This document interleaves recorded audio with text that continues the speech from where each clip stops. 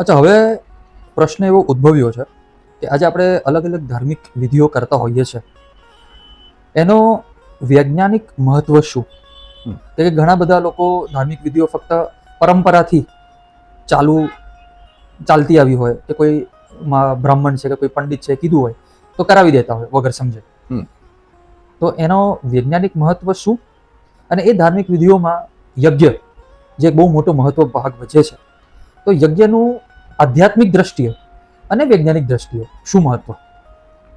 તમે જે કીધું કે ધાર્મિક વિધિઓ, એટલે સનાતનમાં આપણે ઘણી બધી વિધિઓ કરતા ઘણા બધા જેને કહીએ ને કે પ્રયોગો કરીએ છીએ, અથવા આપણે વિધિઓમાં જે યજ્ઞ તમે કીધું એક વાત, એ પછી અમુક પ્રસંગોપાત તહેવારમાં કે એ બધું કરીએ છીએ.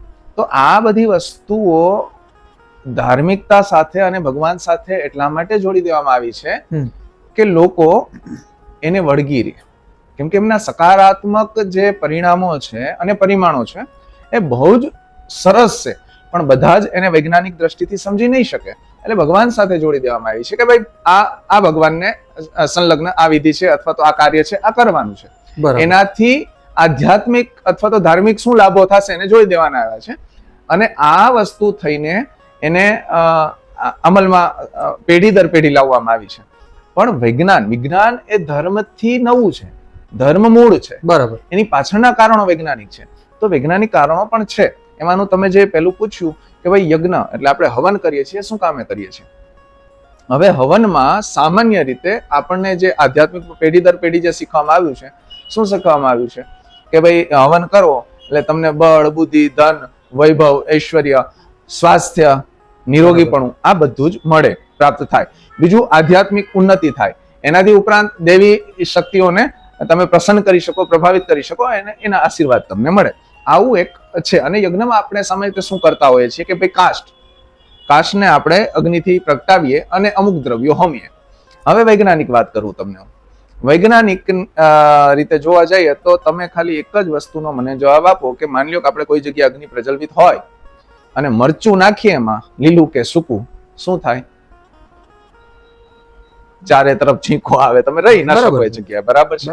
હવે જો મરચા જેવી વસ્તુ અગ્નિમાં નાખવાથી તમને તરત ખબર પડતી હોય, અથવા તો કોઈ વસ્તુનો તમે વઘાર કરો કે એવું કરો ત્યારે જે અગ્નિમાં જ થાય છે બધું, સાચી વાત છે, ત્યારે અસર તરત ખબર પડે છે.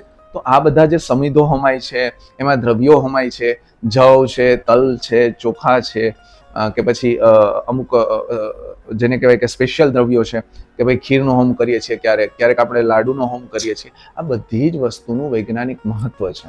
અને વૈજ્ઞાનિક મહત્વમાં એમાંથી જે વૈજ્ઞાનિક રીતે જોવા જાય તો સલ્ફર ડાયોક્સાઇડ અને અન્ય બીજા ધુમાડાઓ જે ઉત્પન્ન થાય છે એનાથી આસપાસનું વાતાવરણ ખૂબ શુદ્ધ થાય છે. અને અમુક એવા વાયુઓ પણ છે કે જેનાથી આસપાસના વાતાવરણના જે બેક્ટેરિયા છે કે જે નકારાત્મક છે, નેગેટિવ, કે જે રોગ ઉત્પન્ન કરનારા છે, એ બધા બેક્ટેરિયાનો નાશ થાય છે. તો આવી રીતે સ્વાસ્થ્ય તો ત્યાં ને ત્યાં તમને મળી ગયું. બરાબર. જો સ્વાસ્થ્ય સરસ હશે તો પછી તમે કામ પણ કરી શકશો, તો સમૃદ્ધિ પણ મળી ગઈ. સ્વાસ્થ્ય સરસ હશે તો માનસિક સ્થિતિ પણ સારી રહેશે, તો વિદ્યા પણ મળે.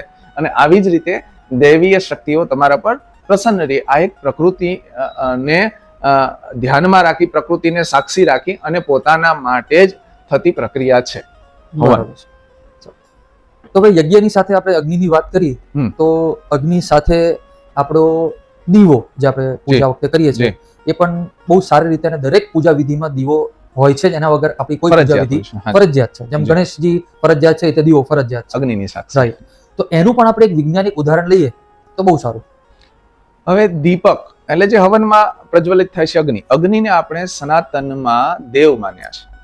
પંચભૂત છે એમાંનું એક દેવ અગ્નિ છે. અને અગ્નિને દેવ માનવાનું પાછળનું કારણ છે કે અગ્નિ વગર આજ તમે જીવન કલ્પના કરી શકો ખરા? કંઈ જ નથી. બરાબર છે. 5 તત્વોમાંનું એક તત્વ છે. હવે અગ્નિથી હવન પણ થાય છે. તમે જ્યારે ભગવાનને સંધ્યા ટાઈમે કે પ્રભાતે મંગળા ટાઈમે તમે જે દીવો કરો છો, એ દીવો ક્યાં કરો છો? ઘરમાં. એ દીવા અનેક પ્રકારના થાય છે. ઘીનો પણ થાય છે, તલના તેલનો પણ થાય છે, સરસવના તેલનો પણ થાય છે. આવા અનેક દ્રવ્યોના દીવા થાય છે. અને એ દીવાથી ઘણા આધ્યાત્મિક લાભો તો થાય જ છે કે ભાઈ અગ્નિદેવ છે એની સાક્ષીએ તમે પૂજા કરી. આ એક આપણું સનાતનનું પાસું કે કે અગ્નિદેવની સાક્ષીએ પૂજા કરો છો. બીજી વસ્તુ કે આ જ વસ્તુ આપણે જ્યારે દીપક પ્રજ્વલિત કરીએ છીએ અને ભગવાનની સામે બેસીએ છીએ ત્યારે જેની જ્વાળા છે ને એ એક જેને કહેવાય હિપ્નોટાઇઝ તમને કરે છે અને એ દરમિયાન તમારા વિચારો સ્થિર કરવામાં મદદરૂપ થાય છે અને તમારું ધ્યાન જે ઈષ્ટમાં લગાવીને બેઠા છો ત્યાં કેન્દ્રિત થઈ શકે. એક આ મુદ્દો થઈ શકે વૈજ્ઞાનિક. બીજી વાત કે ઘીનો કરો, જેમ મેં કીધું તલના તેલનો, અલગ અલગ તેલ ઘીના દીવા થાય, એ દીવાના ફ્યુલ મતલબ જે એનું બેઝ છે એ પ્રમાણે એના જે ધુમાડો થાય છે એનાથી વાતાવરણમાં અલગ અલગ પ્રકારની અસરો થાય છે અને અસરોથી તમારા ઘરનું વાતાવરણ શુદ્ધ થાય. આમાં પણ એ જ વસ્તુ આવે, બેક્ટેરિયા વગેરે. અને વાતાવરણ શુદ્ધ થવાથી એનર્જી તો પોઝિટિવ થવાની જ છે, પ્લસ તમારે આ વસ્તુથી તમારા ઘરનું વાતાવરણ શુદ્ધ થવાથી સ્વાસ્થ્ય, એ પછી માનસિક સ્થિતિ અને આ બધી જ વસ્તુના પરિણામે તમારી આધ્યાત્મિક ઉન્નતિ પણ થવાની છે. હવે વન બાય વન આપણે ધાર્મિક વિધિઓ લઈ જ રહ્યા છીએ, તો હવે દીવા પછી આવે છે કે આપણે મંદિરમાં ઘંટ વગાડીએ કે પૂજામાં બેઠા હોય ત્યારે ઘંટડી વગાડીએ, તો એ ધ્વનિ જે છે એના પણ ઘણા વૈજ્ઞાનિક લાભો છે, તો એને પણ દ્રષ્ટિ આપો. હવે સામાન્ય રીતે આપણો કોઈ પણ મંદિરમાં જઈએ ત્યારે શું હોય છે કે મંદિરમાં પ્રવેશતા સાથે જ મોટો કાંસાનો ઘંટ હોય છે. બરાબર. કાંસાનું ધાતુનું જે કહીએ કે એનો સ્વભાવ એ અણુસ્પંદન ખૂબ વધારે વાર કરી રાખે છે એકબીજાને, કેમ કે એમાં તાંબુ અને તીન હોય છે, એ ધાતુને રણકાર આપે છે. એટલે જ્યારે તમે ઘંટ વગાડીને મંદિરમાં પ્રવેશવાની આપણી પદ્ધતિ છે, ઘંટ વગાડવાથી 7 હર્ટ્ઝથી 10 હર્ટ્ઝના કંપનો સતત ચાલુ રહે છે. એકવાર મોટો અવાજ આવે એને પછી 7 હર્ટ્ઝથી આ સાબિત થયેલ છે વૈજ્ઞાનિક, 7 હર્ટ્ઝથી 10 હર્ટ્ઝના જે કંપનો છે એ તમને તમારા જેને કહેવાય કે આપણા માનસિક જે અમુક લેવલો છે જેને વૈજ્ઞાનિક રીતે આલ્ફા ને બીટા ગેમા કંઈક હોય છે, આલ્ફા બીટા ગામા, બરાબર છે, ડેલ્ટા, એ પ્રમાણે તમને અમુક લેવલોમાં જવા માટે મદદરૂપ કરે છે. અને એ સિવાય બ્રેઇન સિંક્રોનાઇઝિંગ, જેને કહેવાય કે માનસિક આપણે કંઈક ફોન ખરાબ થયો હોય તો એને રિસ્ટાર્ટ, રિબૂટ જે કહીએ છીએ કરીએ છીએ, તો આપણા મગજને પણ આ કરે છે. ત્યારે તમને આધ્યાત્મિક શાંતિ અનુભવાય. મંદિરમાં જો તમે આંખો મીચીને બેઠા હોય, કોઈ બીજો ઘંટ વગાડે ત્યારે એક મન સ્થિર થાય અથવા તો એવા તરંગો ઉત્પન્ન થાય કે જેનાથી તમારું જે એટેચમેન્ટ છે તમારા ઈષ્ટ સાથે એ વધી જાય. બરાબર.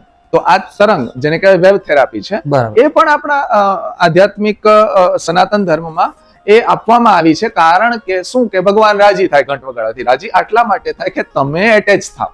તો આપણે જ્યારે મંદિર જઈએ છીએ ત્યારે આપણે હમણાં ઘંટની વાત કરી અને ધ્વનિની વાત કરી, પણ આમાં બીજું એક આપણે જે કરીએ છીએ જે મૂર્તિ કે મંદિરની પ્રદક્ષિણા કરીએ. હા, એ પ્રદક્ષિણા કેમ અને શેની માટે? પહેલા તો હું તમને સમજાવું કે મંદિર એટલે આપણે એક મૂર્તિ તરીકે સમજીએ છીએ મોટા ભાગના. અને જો વૈજ્ઞાનિક રીતે જોવા જઈએ ને તો જ્યાં શાસ્ત્રોક્ત અને વેદોક્ત પદ્ધતિથી પ્રાણ પ્રતિષ્ઠા કરવામાં આવી હોય અથવા તો સ્વયંભૂ, અમુક આપણા મંદિરો ખૂબ પ્રાચીન છે અને સ્વયંભૂ છે, તો સ્વયંભૂ જગ્યાઓ હાઈ મેગ્નેટિક ફિલ્ડ વાળી જગ્યા છે. બરાબર. ખૂબ ઉર્જાયુક્ત જગ્યા છે. આ બધી વાતો એવી છે કે પેલું જેને કહેવાય ને કે રિસીવર હોય તો ટ્રાન્સફોર્મરમાંથી મળતા વેવ્સ તમે રિસીવ કરી શકો, પણ આપણું રિસીવર જ ખરાબ હોય તો એ ન થાય. મતલબ આ એના માટેની વાત. સાચી વાત.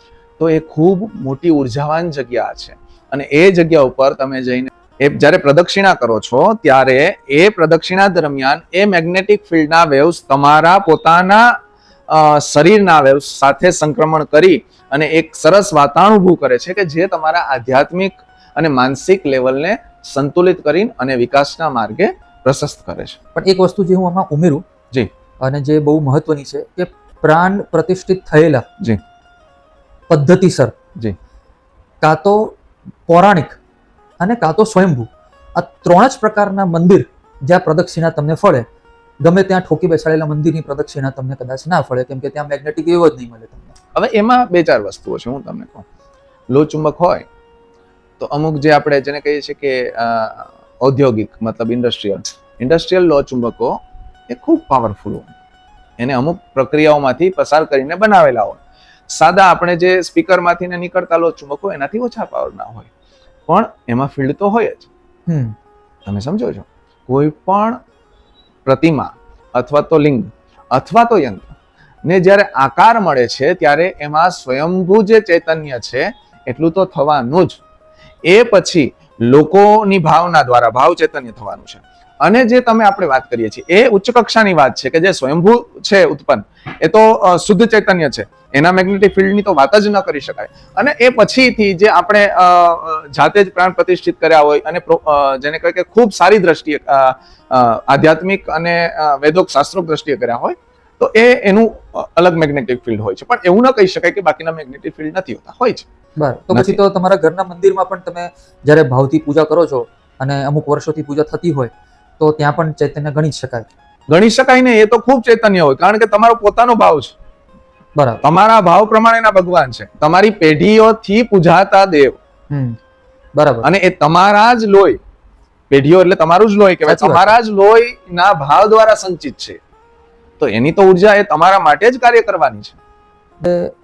જે આપણે મંદિરની પ્રદક્ષિણા અને અમુક ધાર્મિક કાર્યોની વાત કરી, એમાં બીજું પણ એક બહુ મહત્વની જે એક ભૂમિકા ભજે છે એ તિલકની છે, જે ભગવાનને પણ થાય અને આપણને પણ કરવામાં આવે. એ તિલકની મહત્વતા શું?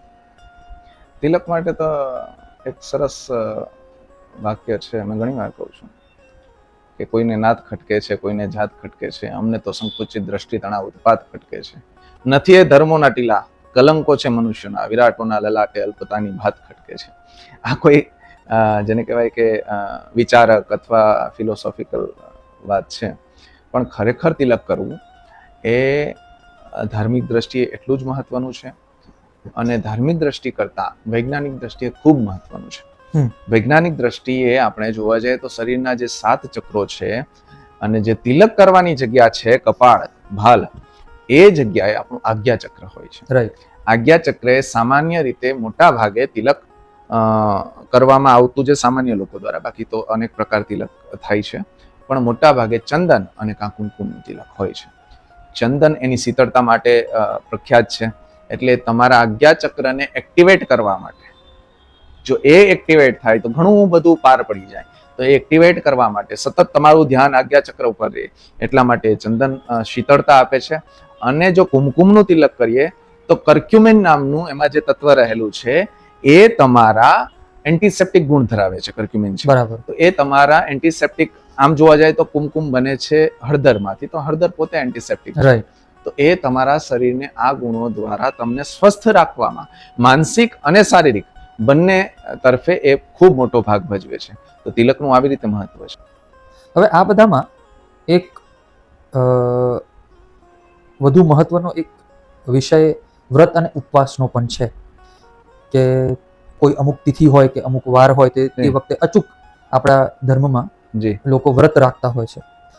તો એનું ઘણું બધું ડોક્ટરોએ પણ ચર્ચા કરી છે, આપણા ધર્મગુરુએ પણ ચર્ચા કરી છે, પણ વ્રતનો એકચ્યુઅલ મહત્વ શું છે? વ્રત એટલે ઉપવાસ, અથવા આપણે જેમાં ફળાહાર કહીએ છીએ, પણ હવે ખરેખર તો કોઈ કરતું એવું છે નહીં. તે દિવસે તો ખાવાનું 3 ગણું થઈ જતું હોય છે. પણ ખરેખર ઉપવાસ, જે અત્યારે આધુનિક જમાનામાં તમે એક શબ્દ ખૂબ સાંભળવામાં આવશે, ડિટોક્સ, ડિટોક્સ, ડિટોક્સ, ડિટોક્સ. બરાબર. બરાબર છે, એટલે શુદ્ધિ, શુદ્ધિકરણ. હવે શરીરનું ડિટોક્સિકેશન જે કહીએ આપણે, એ કરવાનું હોય તો એને શાંતિ આપવી પડે, એને આરામ આપવો પડે. અંદર આપણે અન્નનળીથી લઈને છેક મળદ્વાર સુધીના જેટલા અવયવો છે એ બધા 24 કલાક સતત કામ કામ કામ, એની રજા તો આપીએ. જો આપણને રવિવારે રજા જોતી હોય અઠવાડિયામાં એકવાર, કે ભાઈ કામથી થાકીએ છીએ, તો એને અઠવાડિયામાં એકાદ વાર તો રજા જોઈએ.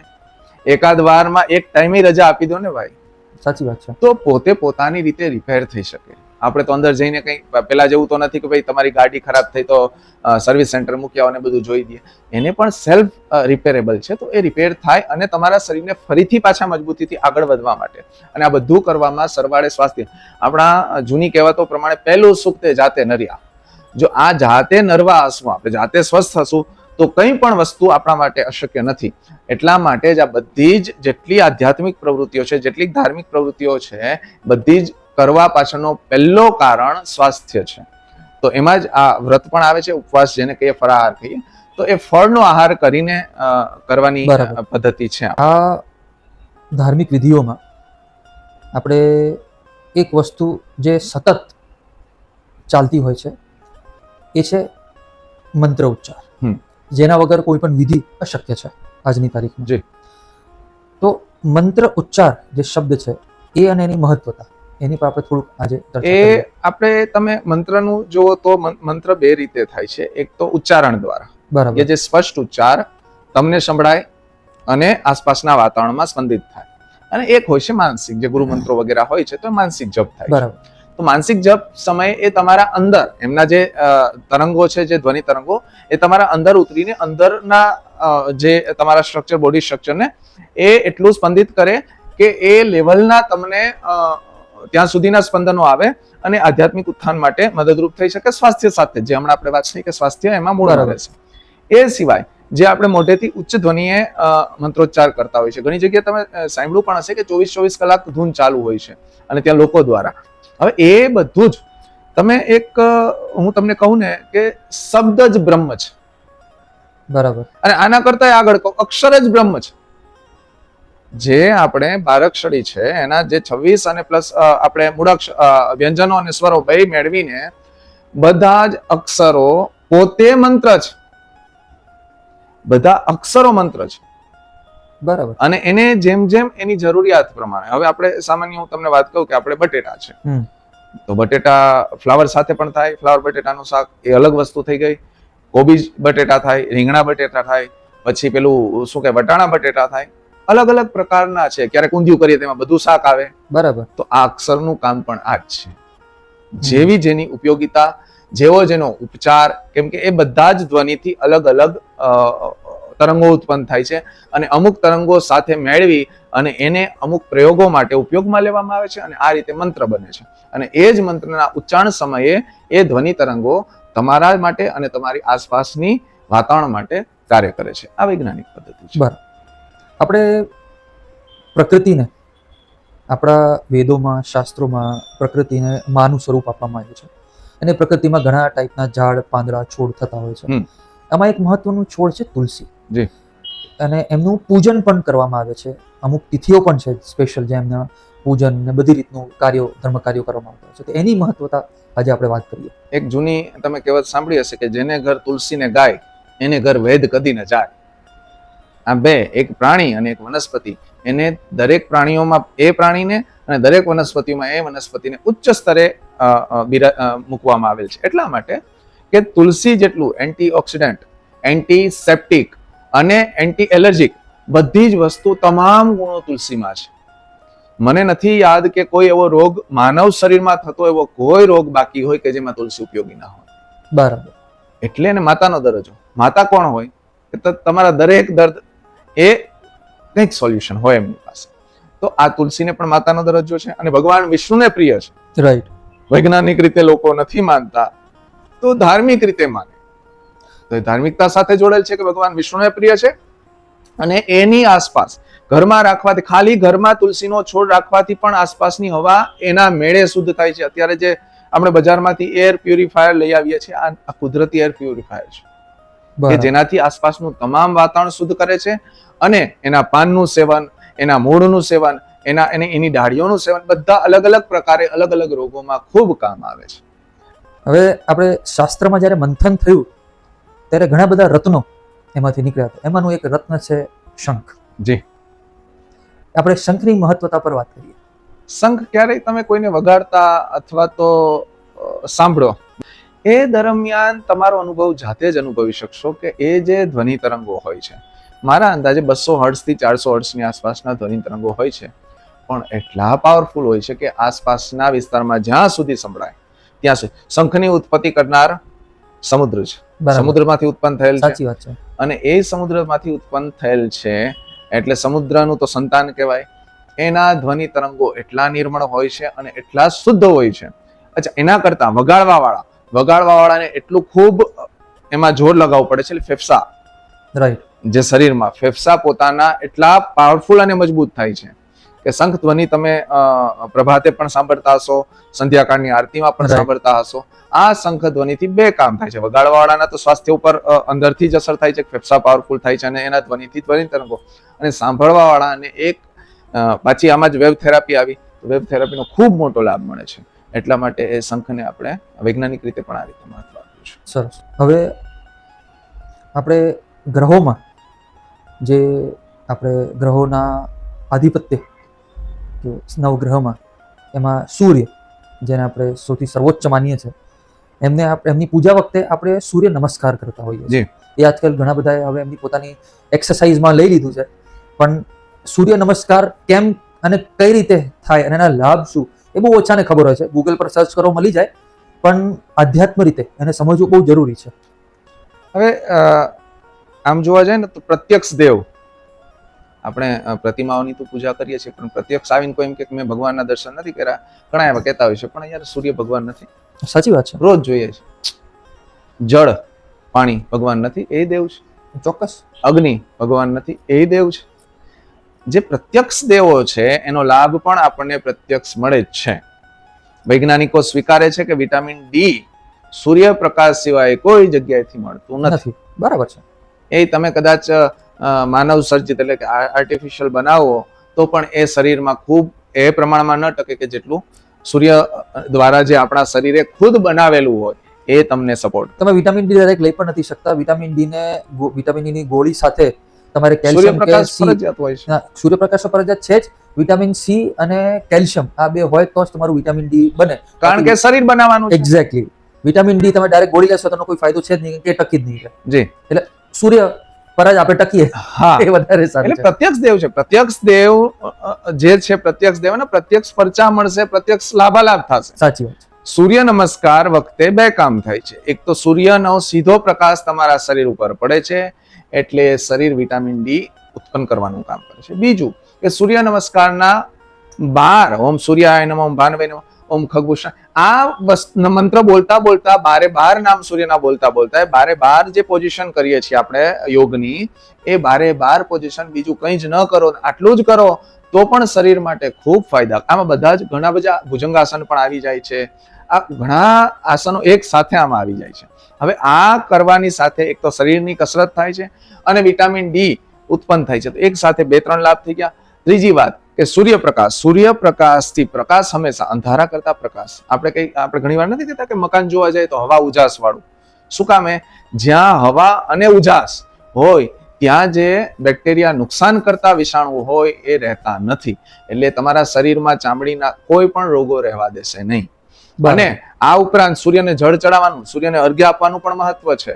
ત્રાંબાના લોટામાંથી અથવા તો નદીમાં ઉભા અંજલિ દ્વારા અર્ઘ્ય આપો ત્યારે જે તમારે છાતી સુધી લઈને આપવાનું, એટલે જે પાણી નીચે પડે છે એ પાણીમાંથી સૂર્યપ્રકાશ પરાવર્તિત થઈને તમારા શરીર ઉપર અલગ અલગ રંગો, જે આપણે સપ્તરંગ કહીએ, એ મેઘધનુષના રંગો અલગ અલગ તમારા શરીર પર પડે અને એ કાર્ય કરે છે. તો વૈજ્ઞાનિક મહત્વ આ સૂર્યનું ખૂબ મોટું છે. પણ લોકો હવે બીજી રીતે અમુકને ડોક્ટર કહે ત્યારે સૂર્યપ્રકાશમાં બેસવા જાય છે, તો એ ફરજિયાત વાળી વાત છે, પણ જવું તો પડે જ છે. આપણે ધર્મ કાર્યોની સાથે સાથે ઘણા બધા ધર્મ સ્થાન પણ છે. જી. અને ઘણા ધર્મ સ્થાન પર નદીઓ છે. તો તીર્થ સ્થાન જે છે અને એની નદીઓ વિશે આપણે થોડીક આ વખતે એની પર દ્રષ્ટિ પાડીએ. તીર્થયાત્રાની જે તમે વાત કરી એમાં મોટા ભાગના સ્થાનોમાં નદી અને આપણા જે કહી શકાય કે પ્રાચીન મંદિરો, બંનેનો એક સમન્વય હોય છે મોટા ભાગે.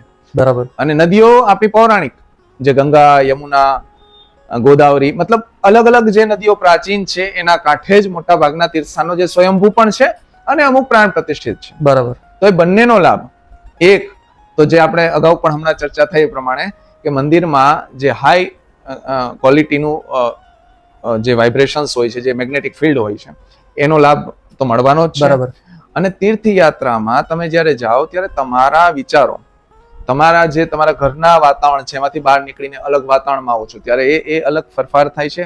ઉપરાંત નદીઓ, જે મોટી નદીઓ છે ગંગા, યમુના, વૈજ્ઞાનિકો દ્વારા સાબિત થઈ ગયું છે કે એમાં અમુક જાતના એવા બેક્ટેરિયા છે કે જે તમારા શરીરના અને બીજા વિષાણુઓને મારે છે.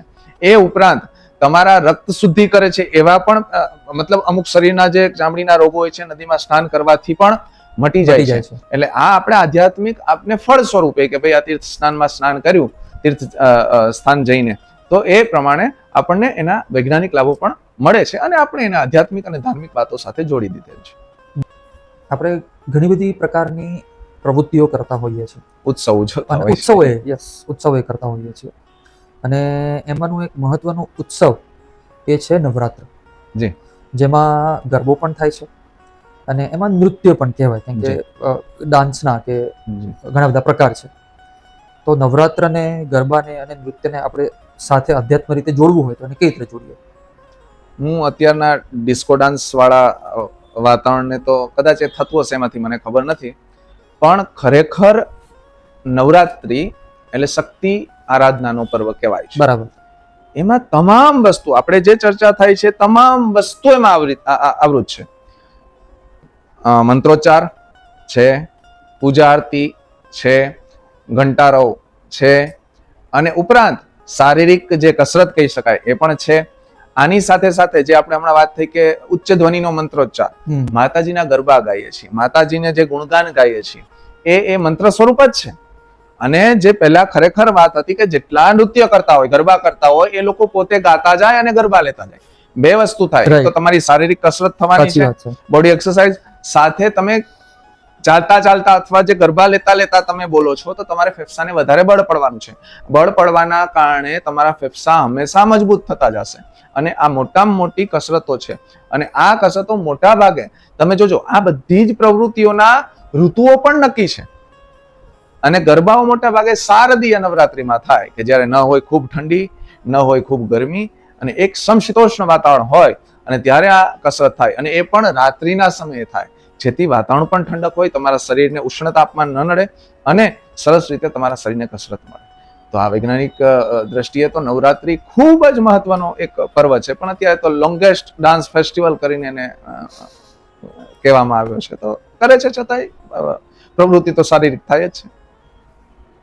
જેમ આપણે પૂજા કરતા હોઈએ ત્યારે ષોડશોપચારમાં એક જે મહત્વની વસ્તુ છે એ પુષ્પ. તો દરેક પુષ્પ દરેક ભગવાનને અલગ અલગ રીતે ચડે. એમાં બીલીપત્ર છે તો એ શિવજી પર, કે પછી અમુક જે ફૂલ છે એ અમુક ભગવાન પર, દુર્વા છે ગણેશજીને. એનું શું મહત્વ? દરેક વનસ્પતિના પુષ્પ અથવા તો જેને કહેવાય પત્ર, પાંદડું, એમાં પોતપોતાના ગુણ હોય છે. અને પુષ્પમાં ખાસ કરીને પરાગ, પુષ્પમાં પરાગરજ હોય છે, એ ખૂબ મહત્વનું કામ કરે છે. અમુક ઘણાને તમે સાંભળ્યા હશે કે પરાગની પણ એલર્જી હોય છે, કોઈને કોઈ જગ્યાએ જાય તો છીંક આવી જાય, અથવા પરાગ ખૂબ કામ કરે છે. આમાંનું આપણે શિવની જ વાત કરીએ કે જેને બિલ્લી ચડે છે. બિલ્વપત્ર એટલે હાઈ એન્ટીઓક્સિડન્ટ વસ્તુ છે. હવે એન્ટીઓક્સિડન્ટ શરીરમાં શું કરે છે તો બધાને ખ્યાલ છે. તે બિલ્લીપત્ર દ્વારા આપણે શિવજીની ભાવપૂર્વક પૂજા કરીએ છીએ, પણ ખરેખર લાભ આપને તુરંત પ્રાપ્ત થાય છે. એક બિલ્વમ શિવાર્પણમ કરીને કરીએ, ત્રિદલમ ત્રિગુણાકારમ ત્રિનેત્રમ ત્રિઆયુધમ ત્રિજન્મ પાપુમ સહારમ, એક બિલ્વમ શિવાર્પણમ, એ શિવને અર્પણ કરીએ છીએ, પણ એનું ફળ તરત આપણને પણ મળે છે. કારણ કે એ બિલ્વપત્ર સ્ટ્રેસ રિડ્યુસિંગ એજન્ટનું પણ કામ કરે છે, તમારા સ્ટ્રેસને ઘટાડે છે. બરાબર. આ બહુ જ માઇક્રો લેવલથી વૈજ્ઞાનિક પદ્ધતિથી અપનાવાયેલ આધ્યાત્મિક આધાર આપીને શરૂ કરાયેલ પ્રવૃત્તિઓ છે. એટલે આમાંની આ બધી જ પ્રવૃત્તિઓ વૈજ્ઞાનિક આધાર સાથેની છે. તો બીલીપત્રના જો મડ થેરેપી થતી હોય તો બીલીપત્રના લેપની થેરેપી ના થઈ શકે? થાય ને. તમે ધાર્મિક કાર્યમાં એક સૌથી વન ઓફ ધ ટોપ એટલે ઉચ્ચ, સર્વોચ્ચ તો નહીં કહું, પણ ઉચ્ચ પ્રકારનું જે કાર્ય કહેવામાં આવ્યું છે એ દાન, અને એમાં પણ અન્નદાન. જી. તો આપણે આજે એની પર થોડીક ચર્ચા કરીએ. અન્નદાનમાં એવું છે કે આપણે કોઈ પણ ધાર્મિક કાર્ય કરીએ સામૂહિક, કે ભાઈ હવન કર્યો છે, કે કોઈ મોટી પૂજા કરી છે, કે તમારા ઘરમાં વાસ્તુ પૂજન છે, અથવા તો તમારા ઘરમાં કોઈ શુભ પ્રસંગ છે, એ પણ એક પૂજા જ છે, એમાં ધાર્મિક વિધિઓ છે, લગ્ન પ્રસંગ હોય કે યજ્ઞ કોઈ સંસ્કાર હોય, ત્યારે દરેક વખતે ભોજનનું મહત્વ રહેલું છે. કારણ કે અન્નદાન જેવો મહિમા કોઈ દાનનો નથી. એ સીધું જ સામેવાળાની જઠરાગ્નિને શાંત કરે છે. જેમ તમે યજ્ઞ કરો અને આહુતિ આપો છો અને જે ફળ મળે છે, આપણે એવું કહીએ છીએ, એ જ પ્રમાણે જઠરમાં રહેલી અગ્નિમાં આ દાન આહુતિ રૂપ જ છે. એ હજારો લોકો હોય તો હજારો યજ્ઞવેદીઓ છે, અને દરેકની જઠરાગ્નિઓ તૃપ્ત થાય છે. એક વાત. બીજી વાત, વૈજ્ઞાનિક રીતે જોવા જાઓ ત્યારે તમે કોઈને દાન કરતા હોય અન્નનું, ત્યારે તમારા શરીરમાંથી ડોપામાઇન નામનો હોર્મોન રિલીઝ થાય છે, જે તમને માનસિક શાંતિ, માનસિક આનંદ, અંદરથી તમને આનંદ ઉદ્ભવે છે. અને આ બધી જ વસ્તુઓના કારણે તમને તો ફાયદો થાય જ છે, સામેવાળાની જઠરાગ્નિ તૃપ્ત થાય છે, અને સરવાળે સકારાત્મક વાતાવરણ ઊભું કરવાનો આ એક મોકો કહી શકાય એ મળે છે. એટલે વૈજ્ઞાનિક રીતે આ ખૂબ મહત્વનું છે અન્નદાન. સરસ.